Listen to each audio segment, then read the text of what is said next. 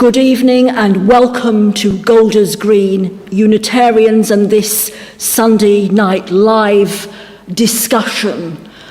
Golders Green Unitarians have a long history of promoting and celebrating LGBT people. In 1975, the then minister, Reverend Keith Gilley, attracted considerable press coverage, both locally and nationally, when he invited Gay Sweatshop to perform a play called Mr. X in the very space in which we sit this evening. There were lots of protests from the local clergy. Tonight is about celebrating the journey that Unitarians have been on. And first to speak will be Joe. My journey to Unitarianism really mirrors my acceptance of my own lesbianism and of the legal acceptance of lesbianism generally in this country. I grew up in the Catholic Church. I went to Catholic schools. I went to church on a Sunday. In spite of all the terrible things we've heard about some members of the Catholic Church and perhaps that church itself, that was not my experience. In fact, my growing up experience of the church was actually that it was a great place for community, for charity, and for celebration. Had I been straight, or a man, or unpoliticised, that's very likely where I would have stayed. But that's not my story. Even then, when I was young, I found it odd that women in the church were actually only good enough to clean it. I still find that a bit odd. I probably could have countenanced this. After all, equality between the sexes was a long way off then, and it still is now. But what I really couldn't countenance was the church's position on other things like contraception, and in particular in relation to the spread of HIV, and of course its views on homosexuality.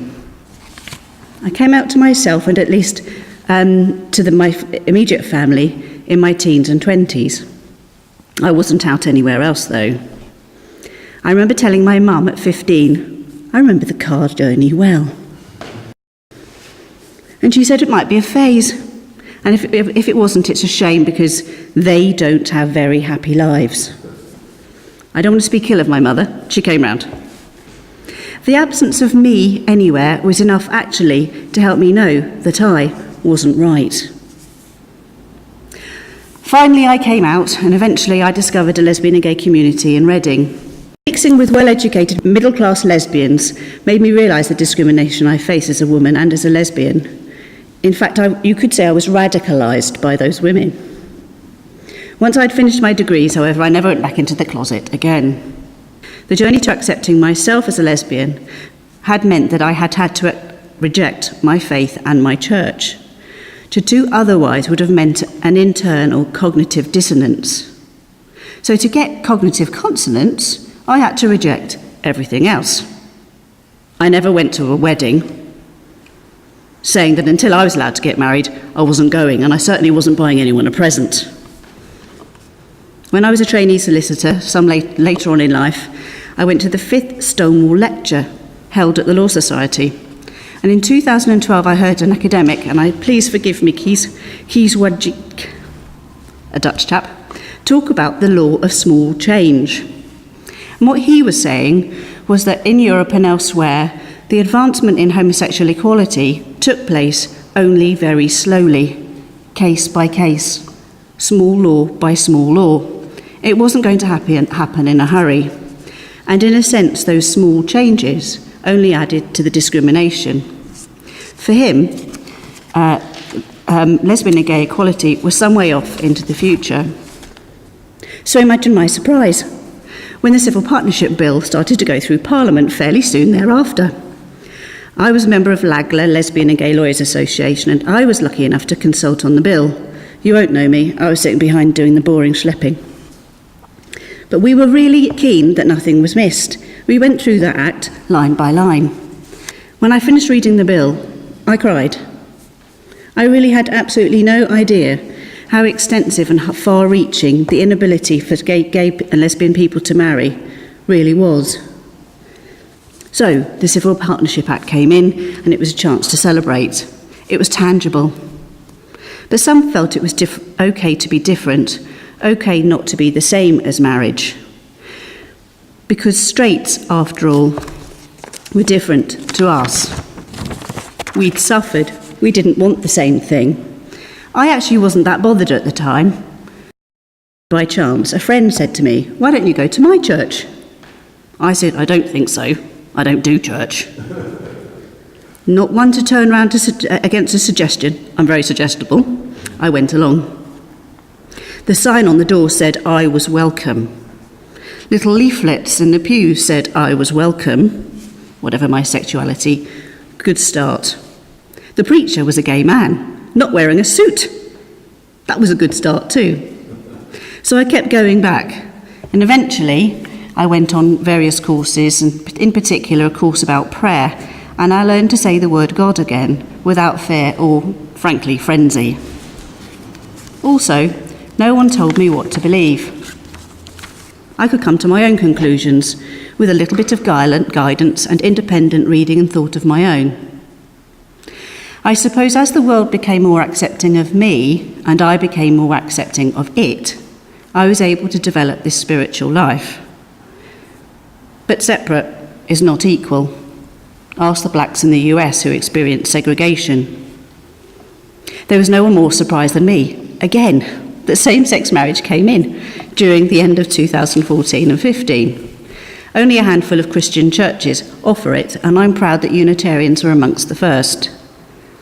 I'd like to have a same-sex marriage to upgrade my civil partnership that I had in 2008 with my wife, Izzy. Yes, I call her my wife. There's no lexicon, actually. We need to have a new language. But she's shy, and she didn't want to be the centre of attention. I said, "That's fine, darling, I can do that." Anyway, I personally feel quite relaxed as to whether or not I have a same-sex marriage. But it would be nice to do that in church, with my church community, to have a celebration with my God, or my version of God, as a welcome guest. Thank you.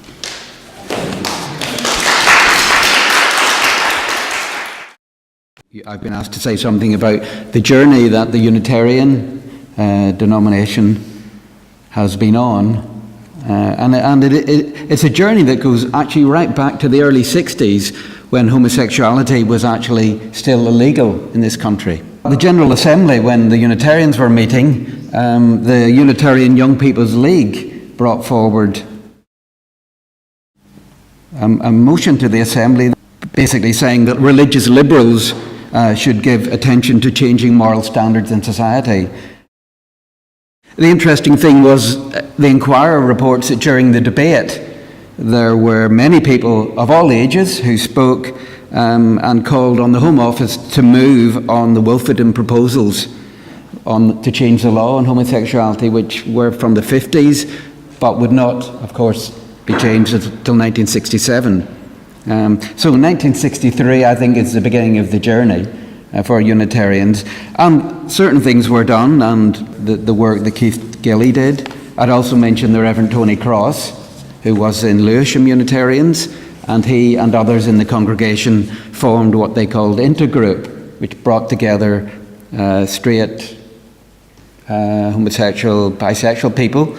Over the years, then, there was more of, at the Assembly, Tony and others, and Keith, brought forward resolutions, motions, on a range of issues, and they weren't always accepted. It was a battle, because I think it's interesting that we reflect on other churches and their struggles. There were struggles within the Unitarian denomination on this issue, and we shouldn't have a very rose-tinted view of our own history. It did result in several reports, one of which was actually, when you read it today, very conservative and very much from a medical perspective. And then you had other reports later, which was actually a much more political report and more reflective of the real lives of individuals. So we had this ongoing debate and discussion. I think driven not by a human rights agenda, although that was part of it, but actually driven by the very deep commitment to spirituality and how Unitarians see people as individuals, and that actually to live is to love is sometimes being used, and therefore if someone is not loving, they're not living, as the Unitarian minister Philip Hewitt has said.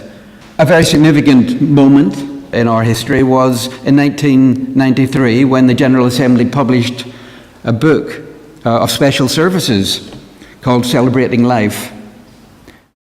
That did include material that could be used for a blessing of a same-sex partnership. And Unitarian ministers had been performing partnerships and partnership blessings really from the 1970s. They had no legal recognition, of course, but they were recognised within the denomination, in those congregations. And that Celebrating Life highlighted that the intentions of a same-sex couple seeking a blessing for their relationship are, for the most part, similar to those of a heterosexual couple seeking marriage. Now, you can say that, I can say that now quite blasé, but actually at the time that would have been such a radical statement. The Assembly, of course, in 1977 had accepted that there would be no bars to entry into ministry. Then we come to the whole civil partnerships and religious premises and same-sex marriage and how that evolved. Civil partnership was meant to mirror civil marriage. It was never meant to mirror religious marriage. But as a stepping stone towards civil and religious same-sex marriage, it was a good start.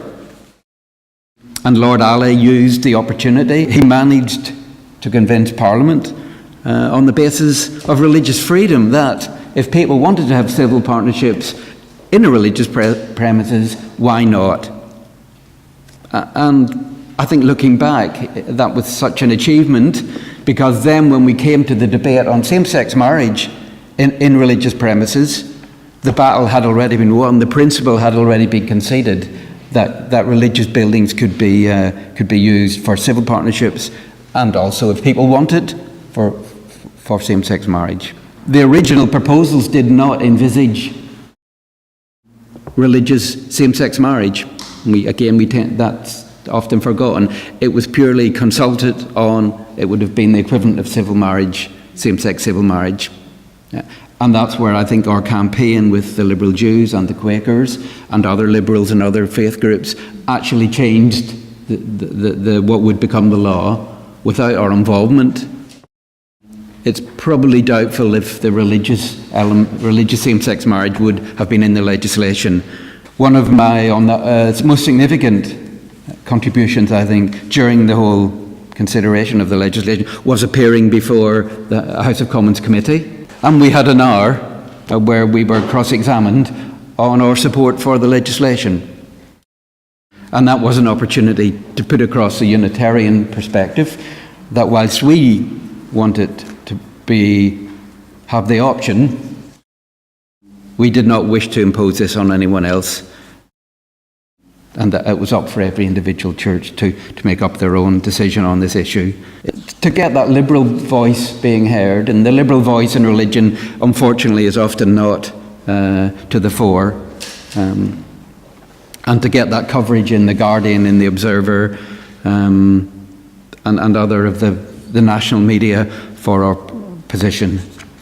And slowly but surely, Unitarian congregations using our democratic processes, registering their buildings. The roof has not fallen in, the world has not collapsed, but we pushed at the boundaries of change. We contributed to a real change that will make Britain a better place.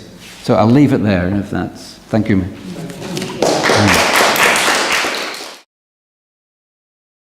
Thank you, Derek, very much for that tour of the national perspective on this important issue. And I think you really have demonstrated how Unitarians, like they did in the 19th century, continue to influence above our weight, perhaps. And now we are going to hear from our third panellist, Ed Fordham, who is a member at Rosslyn Hill and who, like Feargus O'Connor and myself, was married at Rosslyn Hill. Thank you, Michael. I should add I married someone else rather than Michael and Feargus. Given the radicalism of Golders Green, I ought to perhaps make that clear. I don't know if Derek remembers, but I remember watching him give evidence to the Parliamentary Committee. It was Valentine's Day 2013, 14th of February, and I was really struck at the significance of that. Same-sex marriage has become very normal now. People say they're having a same-sex wedding, and there's nothing out of the ordinary, but that has happened phenomenally quickly. Equal marriage, as we called it during the campaign, was in none of the manifestos, in terms of the main published manifestos. There were pledges in LGBT materials from all of the parties about equality of marriage and conversions or upgrading civil partnerships, but there was no firm pledge from any of them. So when Lynn Featherstone, the Member of Parliament for Hornsey Wood Green, became the Equalities Minister, the LGBT Liberal Democrats saw their window of opportunity and leapt. They then proposed a motion at the September 2010 conference, and I was asked to speak. I wasn't entirely sure what to say, but the night before, I had chaired a debate. On the panel that night was the Chief Executive of Stonewall, Ben Summerskill, and he announced that Stonewall were opposed to the creation of same-sex marriage, that civil partnership had been a triumph in its own right, and besides, the government would be unable to afford the pension bill as a result of all of these homosexuals, lesbians and others who would get married. I was so annoyed that I duly spoke in the debate and pledged that the gap in funding, if there were one, would be redeemed in full at the amount my mother would spend in the millinery industry in the event of my own wedding. But more seriously, that triggered 2010, not that long ago, it triggered the campaign and the debate in the House of Commons and House of Lords. In the course of the media coverage that started to follow the publication of the bill, Peter Tatchell, as is his way, wrote an article saying that actually this same-sex marriage was all a bit of a sham and it wasn't happening fast enough. I duly tweeted, I see my old friend Peter Tatchell is up to his tricks again. And that somewhat innocent tweet triggered a phone call from a civil servant saying, Lynn Featherstone tells me you're a friend of Peter Tatchell's. Could you have a word with him? My phrase, my old friend Peter Tatchell, was in fact just a euphemistic phrase, but I duly went and knocked on his door and said, could you sort of be on side with this, please? So Peter and I decided to lead what we called the street campaign. And so we gathered in a fairly grotty October 2012 outside the House of Commons. There were about 30 of us on the first night, and we stood there saying, say I do to same-sex marriage. And that was where the campaign started, literally on the streets. By the end of the campaign, I think 17th of July 2013, we had nearly 1,000 LGBT people, mainly young people, and we were so loud and so positive that they could hear us singing in the debate in the House of Lords, that we were singing Get Me to the Church on Time and other memorable songs, and as they debated it in the House of Lords, they could hear us singing in the chamber. And that turnaround was phenomenally quick. There were a number of background forces. It wasn't just Minister Lynn Featherstone. The Home Secretary who changed their mind and apologised for their voting record, we should say this for the record, was Theresa May. But the other element about this debate now, and why I think it's so apposite, is 2017 will see the 50th anniversary of the partial decriminalisation of homosexuality and the 60th anniversary of the Wolfenden Report. It took 10 years from the publication of Wolfenden to the partial decriminalisation of homosexuality. Lynn Featherstone said she was interested in passing a bill in 2010, and I was getting married in 2014. It just took 4 years. I remember thinking we had to win the religious argument and not ignore it. I did some ancient Greek at university.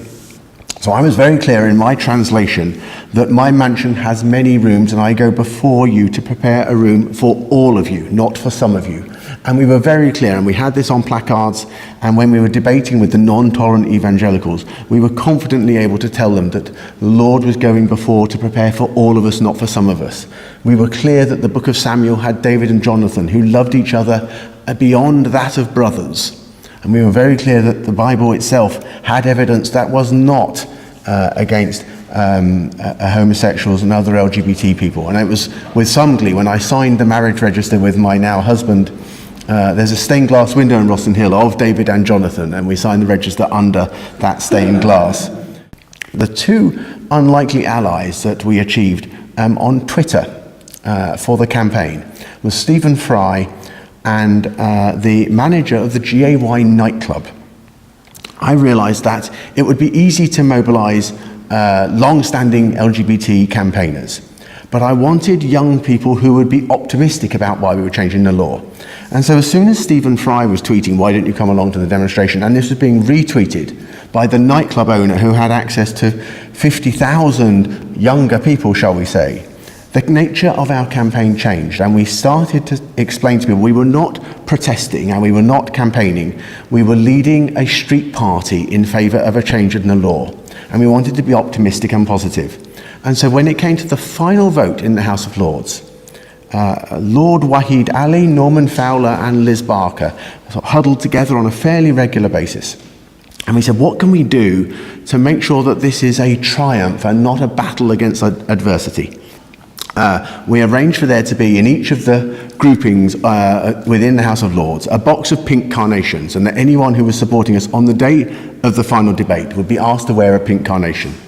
And this was so successful that one member of the House of Lords in the debate complained that they were being intimidated by people wearing pink carnations. But it gave a huge boost and a positive boost. In fact, it was not the House of Lords that was the marginal vote when it came to it. It was the House of Commons. But there were also hidden advocates of what we were campaigning for. There was a massive online campaign, and it was flushing out who was in favour of the legislation. Day by day, another MP would come out, another Lord would come out. And I was worried that those who had serious doubts were going to become trapped. And so we spoke to Charles Kennedy. We knew Charles was Catholic. We knew he was very sincere in his Catholic faith. We also knew that there was a bit of a Presbyterian hesitation in the Highlands of Scotland. And so we asked Charles and his Highland colleagues to not declare their hand. So Charles came out in favour of same-sex marriage on the morning of the final debate with 7 other colleagues. And with him came 6 or 7 MPs who I had feared would have been in the no column. But we had time to talk to them. And the thing that swayed them, and I think this was evident in the evidence that Derek gave and in the story Joe gave, the thing that swayed most MPs and most Lords in the final hour was that we changed it from being gay people or lesbians or transgender to being someone they knew. That I was able to stand in front of them saying, if you vote for this, I can get married. And if you don't, I can't. And actually that personal plea was what shone through. And actually it's that element that I think is now excited now in society. I actually meet people who say, I've now been to 5 same-sex weddings. They don't tell me how many weddings they've been to, but they've been to 5. I've been to another civil partnership. I went to a conversion last week. The excitement is actually in favour of this debate, and the negatives have disappeared. So of that, I'm very proud.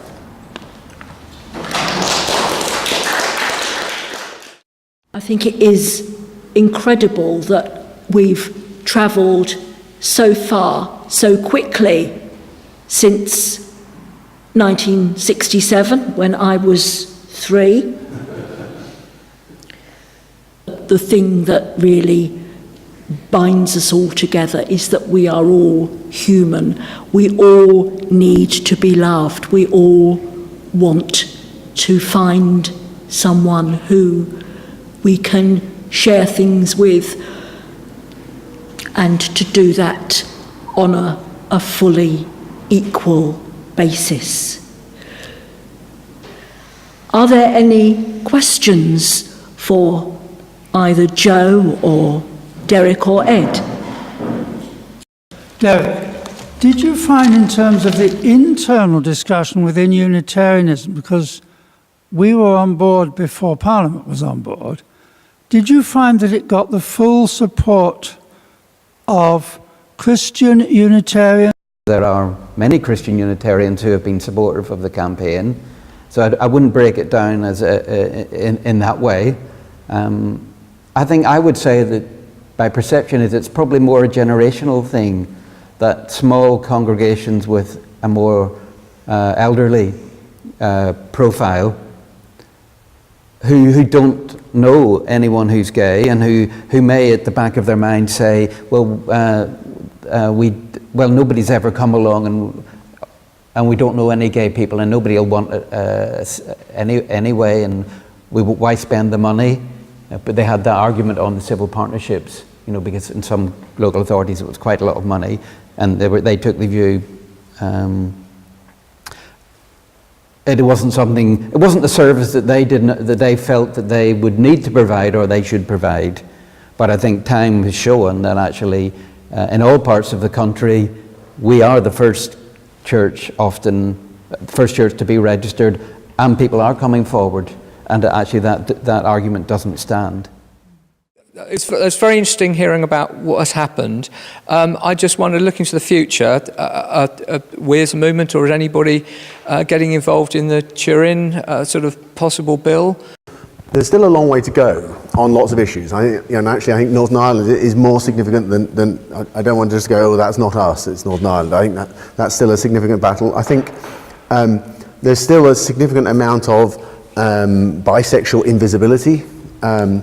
I think transgender rights have had a massive surge in coverage, but I don't think there's much understanding as to how to respond. I noticed that there's a few Unitarian chapels leading the way on naming ceremonies and transgender rights in that sense, and whether or not people should have the ability to rename and re-identify their gender through church meetings. So the other element, I think, is do not underestimate the significance of the Unitarian Church in its role in amongst other churches. The Church of England, and I desperately feel sorry for them. One of the priests who did the prayers at my own wedding is a Church of England minister. And he has married his partner as he's entitled to under the law, and as a result has been virtually suspended by his bishop. And within the Church of England, I would refer to it as persecution. There are churches and places of faith that are opening their doors provocatively and deliberately to LGBTI people. And that is brand new. For decades and centuries, people have not been able, as LGBTI people, to walk through the doors of a place of worship and be welcomed unconditionally on all levels. And I don't think we're at risk of saying, oh, we've changed the law. Well, we have, but society hasn't yet caught up with all of it. So I still think there's a huge amount to do. And if you look at the UK's role across the world, and in particular in the Commonwealth, we've got about 120 years of constitutional hatred to unravel. And I've been working in Serbia and in Jamaica on gay rights, and we have a long way to go. And they look to Britain. I'll never forget when the bill was passed in Britain for same-sex marriage, it was 7 pages of coverage in the Jamaican Gleaner, because it's their head of state who is signing a bill about gays getting married. It is a huge debate out there, and the effects of what is happening here in the UK are significant, and we lead that debate. Like Amnesty International, should we Unitarians not show similar dedication in working for the defence of LGBT victims suffering violence, oppression and discrimination? We know that Derek has done this in Uganda, for victims in Uganda, in alliance with Ugandan Unitarians. Happily, we know there have been welcome victories in recent years. The legal recognition of same-sex couples and equal rights came into effect in several of the countries which were mentioned, especially in Europe, of course, and in several US states. One of the most notable victories, and Joe and I have particularly proud of this, and Derek, was, of course, in Ireland, where voters were the first in the world to approve same-sex marriage rights at the ballot box. Transgender Europeans have also achieved significant gains. Denmark became the first European country to allow transgender people to obtain official documents reflecting their gender identity without needing to be diagnosed with a mental disorder or undergo surgery resulting in irreversible sterilization. Surprisingly, Malta a country with a massive Roman Catholic majority, passed an even more comprehensive law guaranteeing transgender and intersex human rights. India's Supreme Court took proactive action, recognising transgender people as a legal third gender and granting transgender Indians status as an official minority requiring protection from discrimination. But while we rightly celebrate these victories, we know that Amnesty USA is alarmed by the rise of so-called religious liberty bills in the US that cloak anti-LGBT prejudice and discrimination in the guise of supposed faith rights. 6 countries, Mauritania, Sudan, Iran, Saudi Arabia, Yemen, and Iraq, inflict the death penalty for same-sex relations. Such homophobic and transphobic violence is deeply disturbing, but it's also alarming that law enforcement agencies in some of these countries so often fail to investigate and prosecute hate crimes against LGBT citizens. We must hope that Unitarians will build on all our earlier achievements in campaigning for marriage equality and civil liberties of LGBT people in this country, and join Amnesty International in reaffirming our core belief that all people, regardless of their sexual orientation or gender identity, should be able to exercise their full human rights. May we, all liberal, religious, and all progressive defenders of human rights worldwide, show unwavering solidarity whenever and wherever the rights of LGBT people are endangered. Actions speak louder than words, and may we Unitarians be recognised by what we do as well as what we say. And that really reminds me of one of the essays in a book on Unitarian perspectives on social issues. It's an essay by a former minister here, Reverend Anne Peart. She says the debate among Unitarians has been largely about homosexuality as an issue of equal rights rather than as an opportunity to explore ethical and spiritual dimensions of queer lifestyles. And by doing this, heterosexual Unitarians are, perhaps as she says, missing the opportunity to enlarge their understanding of what it means to be a nonconformist.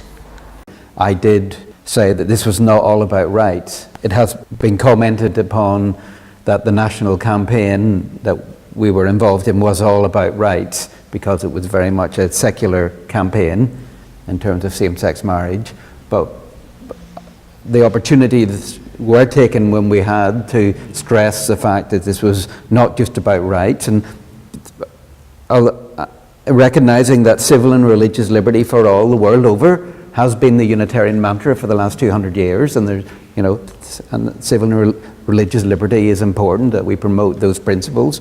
But this is about the inherent worth of every individual, and about the Unitarian principles around what it means to be human and spiritual life, and the diversity around that. And yeah, I think she does raise the issue of heterosexuals doing their bit. Perhaps that is one of the next stages of our Unitarian journey, to begin having those discussions about non-binary ways of living.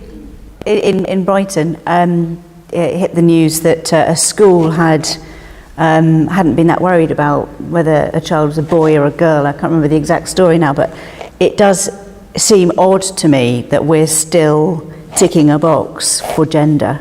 Gay means good as you. That was how gay came about. But transgender that's another battle that has to be, I think, needs to be won. During the passage of the bill, a member of the House of Lords said to me, "Ed, I understand you've read the bill. Could I just discuss a couple of concerns?"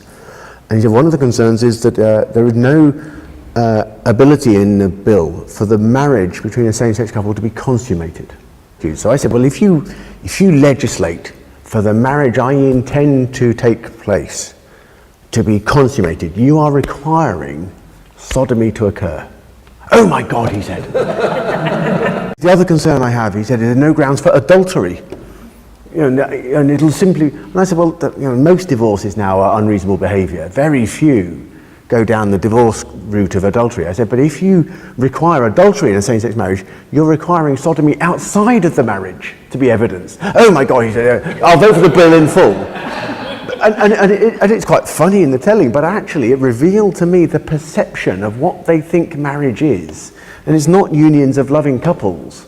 It's the execution of rights between, in that instance, a man and a woman. Oh my goodness. Actually, how about two people who love each other who want to sort of enshrine that in a public place with a vow in public? A lot of people say, what does it matter? And I remember thinking, if I had rung my mother and said I was having a civil partnership, I think she would have said, oh, that's very nice, let's go for a meal. And when I rang and I said, we're getting married, the cousins in Australia were being telephoned, great auntie was being triggered, hats were being purchased. And I realised that actually it's that public community element that triggers in front of your friends and family. And actually, that goes to the nub of LGBT rights in my mind, because it forces your existence out of the shadows and crudely the closet into the public dimension, and that's why I felt marriage was important. And it forces it into the chapels in the most obscure places outside of metropolitan London and fashionable Brighton and Manchester. Could I go back to the trans issue? I think the challenge for us as Unitarians would be how accepting our communities would be, but what are we doing to help congregations? I think nationally is a question we need to ask. We assume people will be accepting, but acceptance comes as a result of awareness, and that awareness may not be there. Having trans people amongst us openly can expand our own sense of what spirituality means and how we see ourselves and the world. As a Green Party voter, I'd like to express my gratitude to the Liberal Democrats and Nick Clegg and Lynn Featherstone. I think under a majority Tory government, I don't think it would have happened. So I think we owe a great debt to the Liberal Democrats. And because, like Joe, I think all of us here, we would not have dreamed it would happen so quickly. It was my impression, just during the legislation period, that we actually had a big landmark in our culture when David Cameron helped to get the Tory party to support the legislation, or at least to allow a free vote, which a lot of them would support it, including his own support. That the bishops of the Church of England had said, we don't like this, and please don't do it. And David Cameron's response was, in effect, we, the Tory party, don't care what the Church of England thinks one way or the other anymore. I grew up in the days when the Church of England was the Tory party at prayer. And I think that is another sea change in our society, which this particular legislation was instrumental in bringing to light and into the visibility of how things have changed in our country. What can we do about prejudice against LGBT in schools, amongst children, towards each other? Do young people still say that's so gay when they mean that's really bad? Or is that gone out of the... They do. They still say that? Yeah. So that's quite fascinating, isn't it? And yet this kind of young, urban, anything goes amongst young people isn't quite true. But then I suppose there's nothing more conservative than young people in some ways. Because the urge to conform is very high. So the extreme of vulnerability is probably now being young and gay and trans or these things, or being actually the other end, being old and being cared for or not really being cared for, in line with your gender or sexuality, the other end. So I think these two ends, kind of in the middle, when you can fight your corner, and you can be yourself. I think as individuals, there are several organisations out there that you could volunteer with who go into schools in a sense as role models from within a community to say, look, this is me, I'm gay, I'm transgender, oh wow, but you're just like me, and so there are opportunities there. We're involved in a couple of, the Unitarians nationally are involved in a couple of organisations which have an element of work in this. One is called the Cutting Edge Consortia, which works to fight religious-based homophobia and transphobia. And they have connections with lots of trade unions, particularly the teaching unions, because they see that actually within schools as one of the areas where they can work. We're also involved in inclusive work on inclusive schools, and the LGBT, actually faith schools are some of the schools with the biggest problems, but some of them are now recognising and actually have good programs within the faith schools to look at LGBT young people. Also, I think it's fair to say children will always be unfeasibly cruel to each other. It's one of the sort of, and yet I think this debate is live for the first time. So actually you're seeing children saying, I don't want to wear a t-shirt, saying, you look lovely. They say they want to wear a t-shirt saying, be adventurous and become a pilot. So actually the whole, this is a boy's t-shirt, it's a girl's t-shirt, that debate is live amongst children now, I think.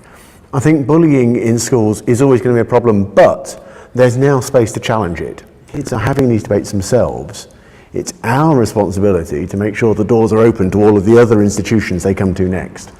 And that's quite difficult, and it's going to take forever. There will always be somewhere that is narrow and closed and feels like a dead-end corridor. We've just got to try and switch the lights on.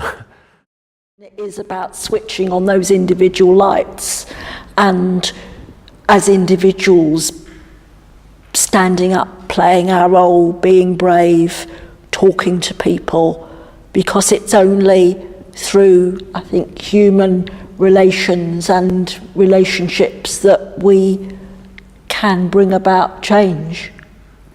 I just want to say thank you to Joe, to Derek, to Ed, to Feargus, to everyone who has made the journey tonight to participate in this very important discussion for our Unitarian communities. And I hope that when people watch on UK Unitarian TV that they will be inspired and enthused to have discussions in their congregations about what Joe and Derek and Ed and Feargus have talked about tonight.